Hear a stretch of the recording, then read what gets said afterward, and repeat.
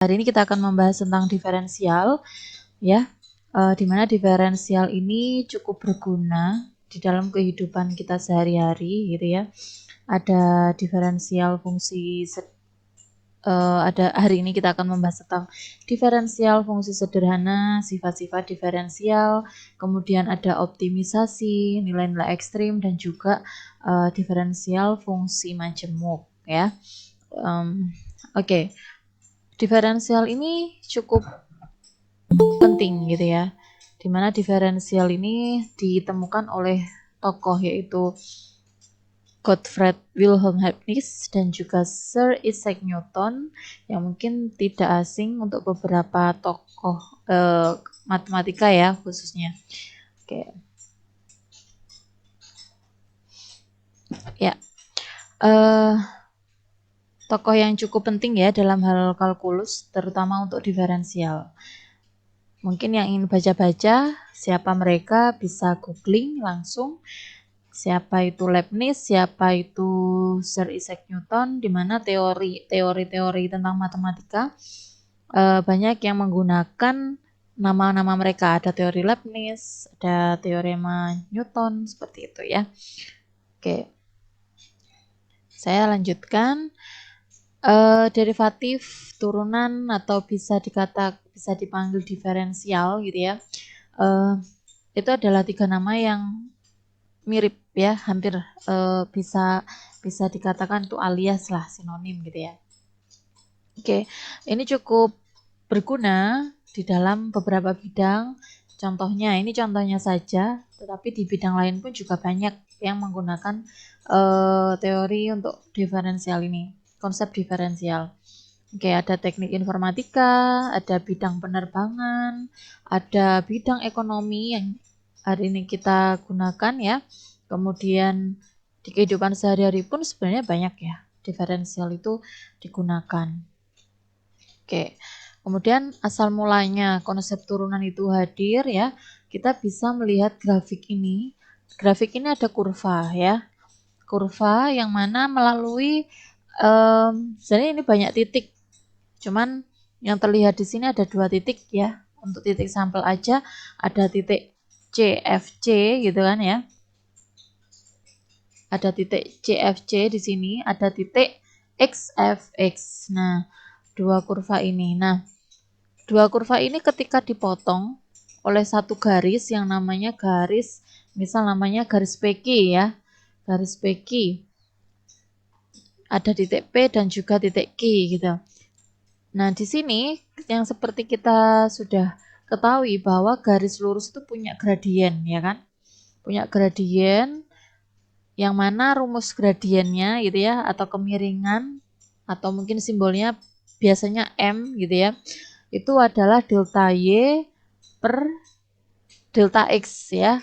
Di sini kan delta Y itu berarti Fx minus Fc per delta X itu adalah X minus C. Oke, kalau di dalam grafiknya seperti ini, X minus C berarti jaraknya X gitu ya, dikurangi jaraknya ini C, berarti di sini ya, betul ya, ini adalah X, X dikurangi C.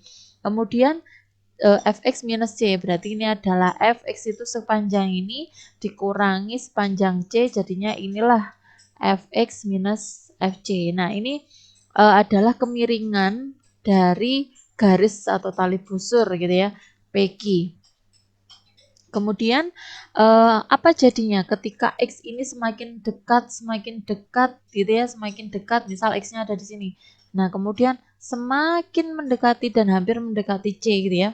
Maka kan garisnya tidak lagi seperti ini ya kan. Garisnya tidak lagi memotong di 2 titik. Karena X hampir mendekati C, bisa jadi adalah garisnya semakin dekat dan ini hanya akan menyinggung itu dalam 1 titik, hampir menyinggung gitu ya. Nah, inilah yang mendasari konsep turunan di mana ketika X-nya mendekati C gitu ya, mendekati C.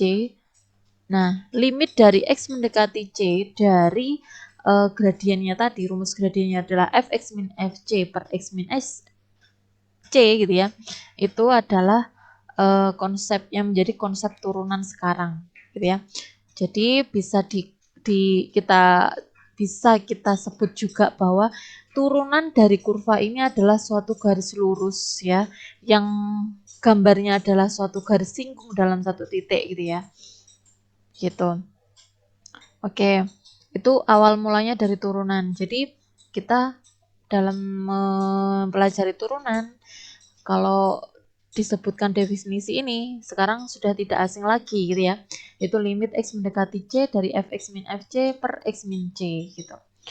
Kemudian notasi-notasinya ini kan konsep dasarnya gitu ya, definisinya gitu. Nah, tetapi yang mungkin kalian pelajari yang kita gunakan seringkali bukan ini. Nah, gimana ceritanya itu kok bukan ini gitu ya? Oke, sebelumnya notasi-notasinya banyak. Notasi turunan itu ada dfc per dx gitu ya, berarti itu adalah turunan fc terhadap variabel x gitu ya. Kemudian ada lagi y aksen c gitu ya. Kemudian ada lagi f aksen x gitu ya. Kemudian ada lagi dy per dx. Nah, ini semua saya rasa dari kalian sekolah SMA mungkin ya, diferensial itu atau derivatif atau turunan. Nah, simbol-simbolnya macam-macam, ada yang aksen, ada yang D seperti ini, ada yang F aksen, ada D per DX. Nah, enggak usah khawatir, ini semua adalah simbol dari diferensial atau turunan atau derivatif. Oke, contohnya ya, ketika kita menggunakan definisinya turunan tadi gitu ya, asal mula ketemunya turunan, itu seperti apa turunan itu?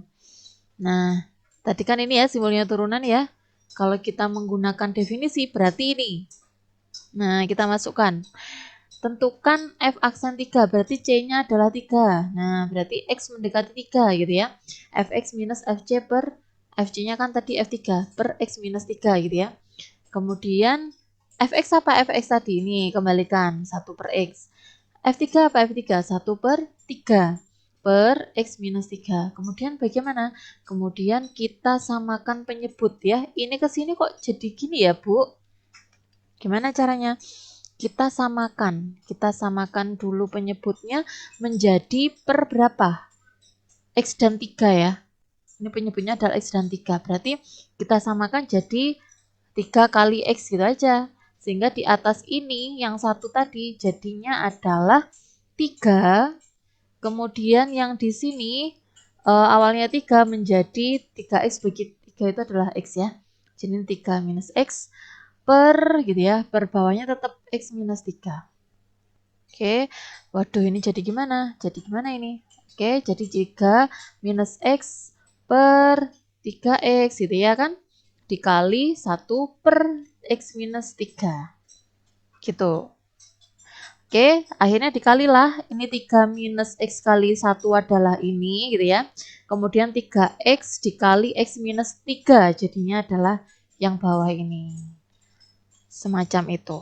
Kemudian kita sederhanakan, minusnya kita keluarkan, tujuannya apa? Karena kita ada dugaan nih yang atas tuh bisa dijadikan X minus 3. Oh, ternyata benar ada X minus 3 dengan mengeluarkan minusnya ya.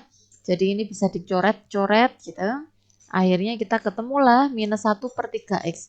Kenapa tidak langsung dimasukkan saja 3 langsung ke sini tadi gitu ya?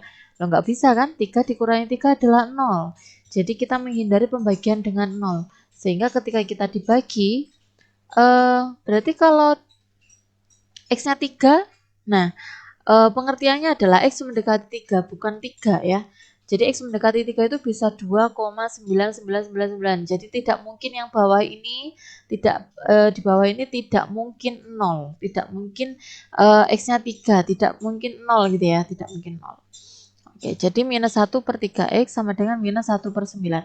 Jadi kalau pakai definisi itu seperti ini, panjang. Nah, tenang saja karena ada teori ya, teorema, ada sifat, ada aturan-aturan yang cukup akan mempermudah gitu ya. Yang bukan orang matematika mungkin akan lebih mudah menggunakannya gitu.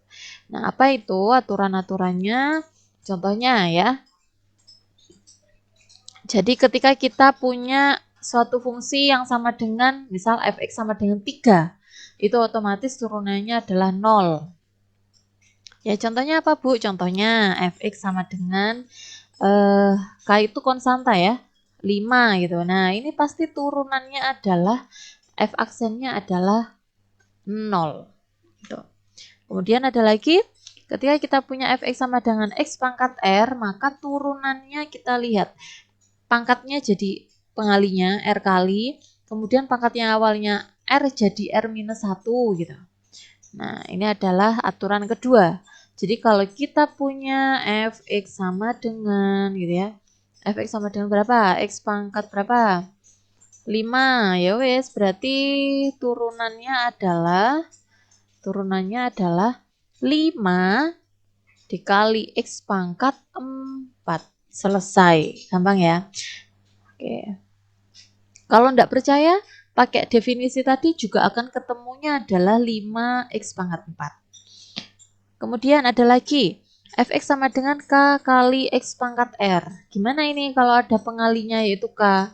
Ya, maka adalah K-nya tetap ditulis, yang di belakang ini ya, yang di belakang ini adalah X pangkat R. Karena K apa? K itu hanya bilangan konstanta yang pengalinya aja. Jadi sudah cukup tidak perlu terlalu dihiraukan. Jadi ini K kali R kali X pangkat R-1. Kemudian ada lagi ketika ada Fx dan Gx, yaitu ya fungsi, maka ketika dijumlah turunannya adalah turunan masing-masingnya terus dijumlah. Maksudnya apa ini? Turunan hasil penjumlahan dua fungsi itu sama dengan fungsinya itu diturunkan dulu, diturunkan semuanya, terus ditambah. Gitu bisa.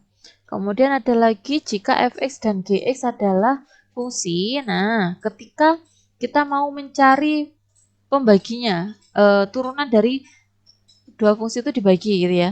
Itu adalah kita punya aturan ini.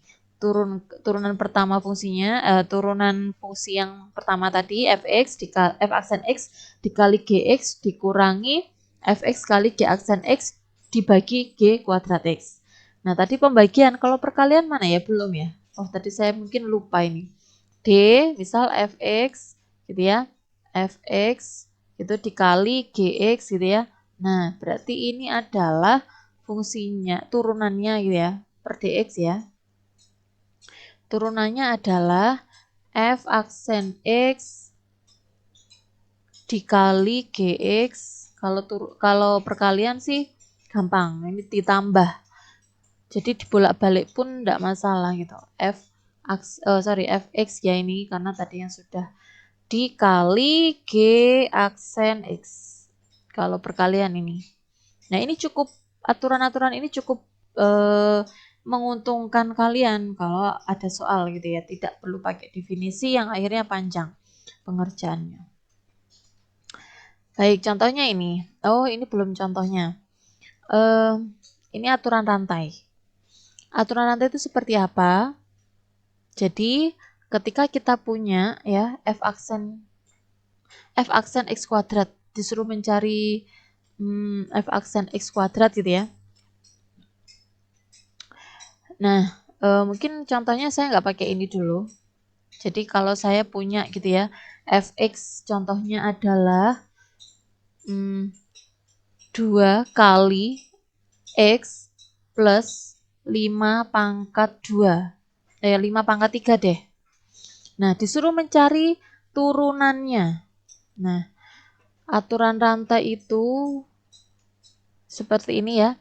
Nah, ini maksudnya adalah di fungsi ini, di dalamnya ini tidak X, tetapi X plus 5. Ya, kalau tadi kan kita punya aturan, ketika 2X pangkat 3 tadi gimana turunannya? Kan 3 kali 2 ya, jadi 6X pangkat 2. Seperti itu, selesai. Nah, sekarang kalau X-nya ini adalah X plus 5, gimana jadinya? Kan gitu ya. Nah, jadinya adalah seperti ini.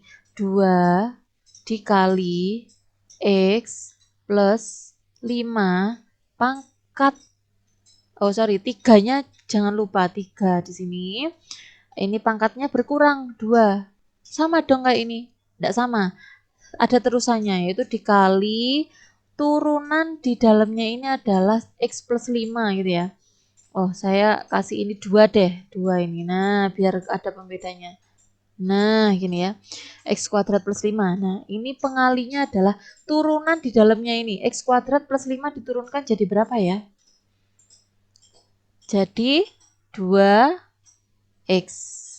Gitu. Oke, jadi turunannya adalah yang akhirnya adalah 6 dikali X kuadrat plus 5 gitu ya. X kuadrat plus 5 pangkat 2 dikali 2X.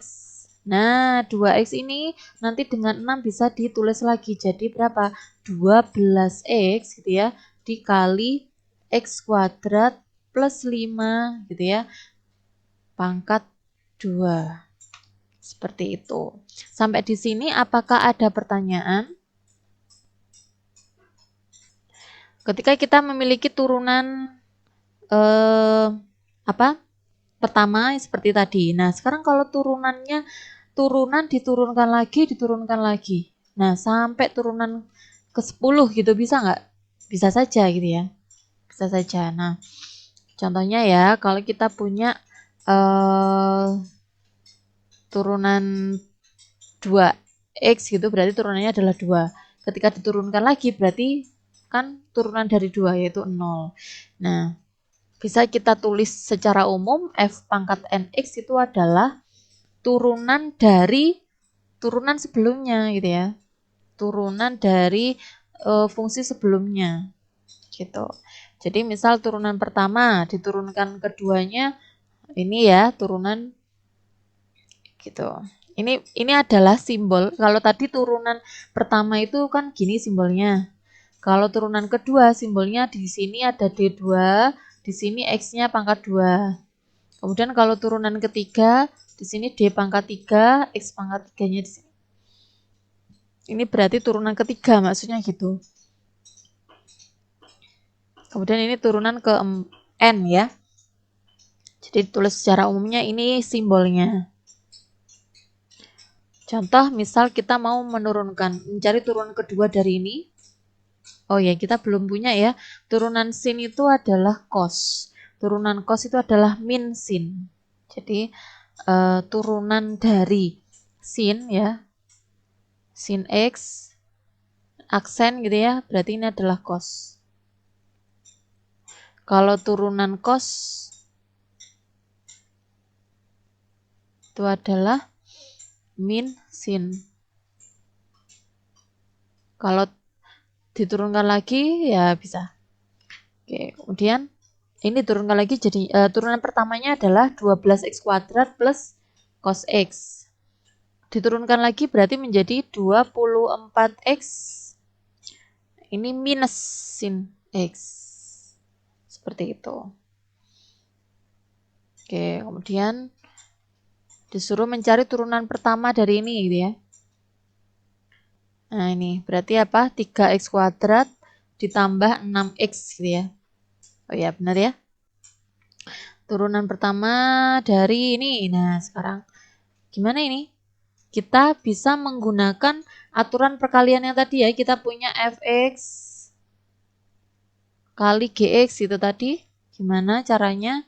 Ya, turunan ini diturunkan dulu dikali ini, kemudian ditambah ini dikali turunan ini gitu ya tadi ya. Ini diturunkan jadi 3x kuadrat ya toh. 3x kuadrat dikali ini ditambah yang pertama tadi x pangkat 3 plus 1, yang kedua jadinya yang diturunkan seperti ini. Jadi ini semuanya dibuka gitu ya. Ini dibuka jadi 3x pangkat 4 dikali gitu ya, 6x pangkat 3, kemudian 9x kuadrat gitu ya. Kemudian ini dikali ini 2x pangkat 4, ini kali ini 2x pangkat 3, ini dikali salah. Harusnya ini 1 kali 2x, 2x, 1 kali 2, 2 gitu ya. Semuanya kita total jadinya 3x pangkat 4 dengan 2x pangkat 4 ya. Jadi 5x pangkat 4. 6x pangkat 3 tambah 2x pangkat 3 jadi 8x pangkat 3. 9x kuadrat dengan tidak ada. Oke, kemudian 2x, oke. Ini 2. Sudah gitu ya. Ini bentuk sederhananya. Kemudian Disuruh mencari lagi turunan pertama dari ini. Nah, ini bisa menggunakan aturan dari dua fungsi yang dibagi. Kemudian diturunkan itu seperti apa tadi? F aksen dikali Gx dikurangi F kali G aksen X gitu ya tadi per. Nah, ada per G kuadrat X. Nah, ini. G itu adalah penyebutnya. Oke, tadi ikut aturan yang tadi ya. Kemudian diselesaikan, disederhanakan, gitu. Selesai. Nah, ada lagi. Nah, ini ada contoh lagi. Kalau Y sama dengan 15 diturunkan menjadi 0. Kemudian Y sama dengan X pangkat 3 diturunkan jadi 3X kuadrat. Y sama dengan 3X kuadrat diturunkan menjadi 6X. X kuadrat plus 6X diturunkan jadi 2X plus 6. Kemudian Y sama dengan X pangkat 2 ditambah X. Nah, ini aturan perkalian tadi ya, kita gunakan. Sampai sederhana ketemu ini. Kemudian, kalau Gx seperti ini. Oke, ini lagi ada Y sama dengan 5 kali 3X plus 4 kuadrat gitu ya. Kalau diturunkan menjadi 90X plus 120. Gimana caranya? Ini pakai aturan rantai tadi ya. Jadinya kan kalau kita detailkan ini 5 dikali 3X plus 4. Nah, jangan lupa karena kita turunkan ini pangkatnya jadi pengali di depan, terus pangkatnya yang turunannya jadi 1 di atas ini. Nah, dikali yang ada di dalam yaitu 3X plus 4 diturunkan menjadi 3 ya. 3X plus 4 diturunkan jadi 3. Sehingga kita punya ini adalah 10 kali 3 kan 30. Kemudian 30, terus yang ini adalah 3X gitu, plus 4. Sehingga kita punya jadinya adalah 30 kali 3, 90X, kemudian 30 kali 4, 120. Tuh ya. Kemudian ada lagi. Nah, ini juga pakai aturan rantai tadi ya. Jadi, kita turunkan dulu 15 dikali ini tetap. Kemudian pangkatnya jadi 14. Yang di dalam ini diturunkan ya, dikali jadi ini 6X plus 5. Oke, ini jadinya turunannya. Kemudian oke, kita punya Y sama dengan 3X plus 9. Biasanya kalau kita mau mencari dy per dx itu gampang. Nah, sekarang kalau dx per dy ya gampang juga. Yaitu dibalik 1 per dy per dx. Nah, dy per dx-nya berapa? Ya turunannya ini, yaitu 3. Jadi 1 per 3. Kemudian ketika kita punya y ya seperti ini, disuruh mencari turunan pertamanya gampang, turunan keduanya ya gampang juga. Turunan ketiganya ya gampang juga ya, diturunkan aja. Sampai keempat pun gampang. Kelima akhirnya adalah karena konstanta, turunannya adalah 0. Baik, ini terima kasih ya.